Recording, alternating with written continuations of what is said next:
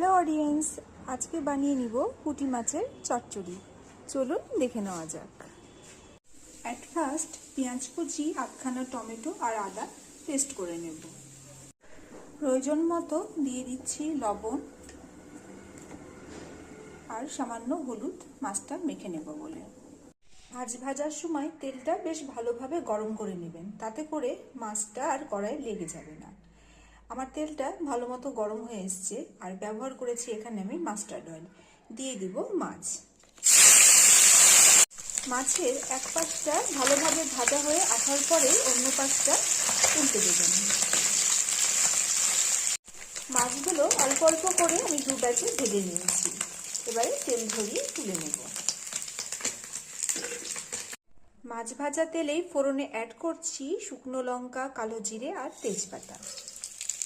Add করে দিব চচ্চড়ির সবজিগুলো। এখানে আছে আলু, ক্যাপসিকাম আর সামান্য পেঁয়াজ কুচি। এবারে দিয়ে দিচ্ছি। অ্যাড করছি নুন, হলুদ আর সামান্য জিরে গুঁড়ো। মিশিয়ে নেব ভালোভাবে।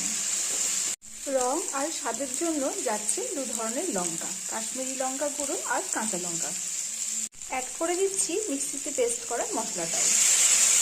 এবারে ভালো মতো কষিয়ে নেব সবজির সাথে মশলা। মশলা সমেত সবজি আমার ভালো মতো কষানো হয়ে এসেছে। অ্যাড করে দিচ্ছি জল।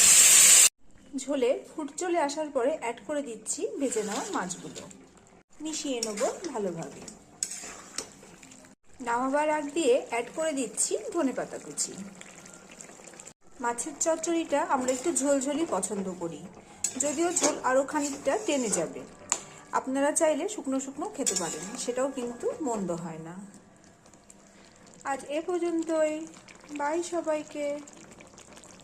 সবাই সুস্থ থাকবেন, ভালো থাকবেন।